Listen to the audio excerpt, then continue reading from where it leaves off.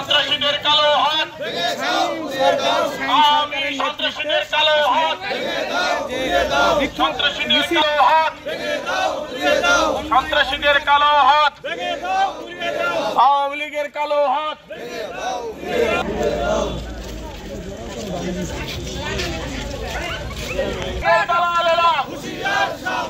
সন্ত্রাসীদের কালো হাত, হুঁশিয়ার সাবধান, আওয়ামী লীগের দালাল, হুঁশিয়ার সৈনিক, আওয়ামী লীগের দালালেরা, হুঁশিয়ার সাবধান, আওয়ামী লীগের দালালেরা, কালো হাত ভেঙে দাও, ভেঙে দাও, ঘুরিয়ে দাও, আওয়ামী লীগের কালো হাত, ঘুরিয়ে দাও, আওয়ামী লীগের কালো হাত, ভেঙে দাও, ঘুরিয়ে দাও, ভেঙে দাও, ঘুরিয়ে দাও, ঘুরিয়ে দাও, ভেঙে দাও, আওয়ামী লীগের কালো হাত, ভেঙে দাও, ঘুরিয়ে দাও, ভেঙে দাও, ঘুরিয়ে দাও, আওয়ামী লীগের দালালেরা, হুঁশিয়ার দাও, আওয়ামী লীগের কালো হাত, হুঁশিয়ার সাবধান, হুঁশিয়ার সাবধান, আওয়ামী লীগের আওয়ামী লীগের।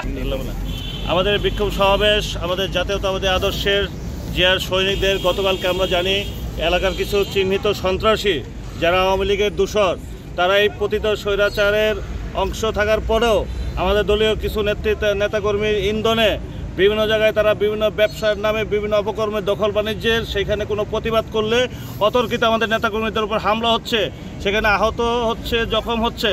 আপনারা জানেন এলাকার কিছু চিহ্নিত সন্ত্রাসী যারা দা, লাঠি, অস্ত্র শস্ত্র নিয়ে সাধারণ মানুষের উপর যে এতদিন যে এরকমভাবে অত্যাচার করছে, আজকে তারা সেই আওয়ামী লীগের দূষররা আজকে আমাদের জাতীয়তাবাদীর বিভিন্ন অঙ্গ সংগঠনের নেতৃবৃন্দের উপর অতর্কিত হামলা চালিয়ে তাদের আহত করছে।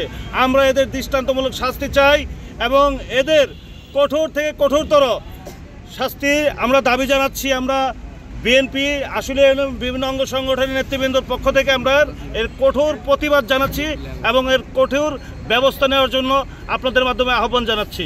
যতটুকু জেনেছি যে যারা এতদিন আওয়ামী লীগের ছিল ওই এলাকার বশির মোল্লা আরও কিছু লোকজন ছিল, তার নেতৃত্বে মেনলি হামলাটা হয়েছে আর কি। বিভিন্ন ব্যবসা বাণিজ্য দল করে নিচ্ছে, আমাদের দলের নেতৃবৃন্দ এটার বাধা প্রদান করতে গেছে যে এটার সমঝোতা হবে, তো তারপরে তাদের একা পেয়ে তাদের উপর অতর্কিত হামলা করছে। সময় দেখতে পাচ্ছি আর কি, এখনও তাদেরকে বিভিন্ন জায়গায় দেখা যায়। এখন সেইটা হচ্ছে আমরা দলীয় হাইকমান্ডের সাথে যোগাযোগ করে আমরা চিহ্নিত করার চেষ্টা করতেছি যে এদের ইন্ধন কারা দিচ্ছে। এটাতে থানায় মামলা হয়েছে, আইনি পদক্ষেপ 3 জন, সব মিলে 4 জন আহত হয়েছে, গুরুতর আহত হয়েছে। তারা এনাম মেডিকেলের চিকিৎসাধীন আছে এবং তাদেরকে আইনানুগ ব্যবস্থা নেওয়ার জন্য আমরা প্রশাসনের সদয় দৃষ্টি আকর্ষণ করেছি অলরেডি।